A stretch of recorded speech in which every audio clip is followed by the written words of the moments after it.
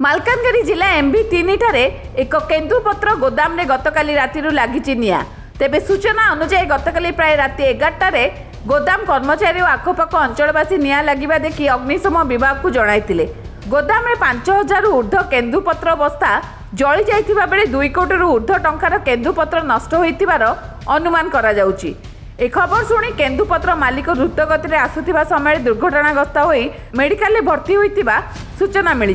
सेपटे दमकल बाहिनी एबे मध्य निया लिभाइबारे नियोजित अछंती। तेबे कोनोसी शत्रुता जोगु केउ व्यक्ति एठार निया लगेई देइथिबा अनुमान करा जाउची। देखंतु एटा मु तो सकाले पहुंचली आउ गाँ लोक भी धुआं देखिकी दौड़ी आसला देखला चारिपटू निआटा जलुची। अर्थात जो भाया भाव में आम देखिलु निया लगी सेटा सन्देह होची किए एथिरे लगई देइथिबो। तो कम से कम ये पत्र थिला गोटे सम कोटी टंकार पत्र थिबो 700 ना 800 बस्ता केन्दुपत्र ये थिला। तो जेहेतु कि डाउट रे अच्छी तो एथिरे एते संपद से लोकर अनिष्ट है तो निश्चित भाव में आपको इनक्वारी करवा दरकार।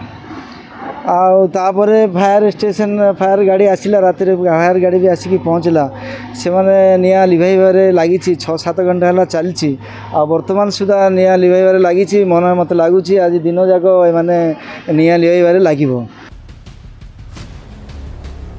मालकानगिरी निरंजन मल्लक रिपोर्ट सर्वसाधारण न्यूज।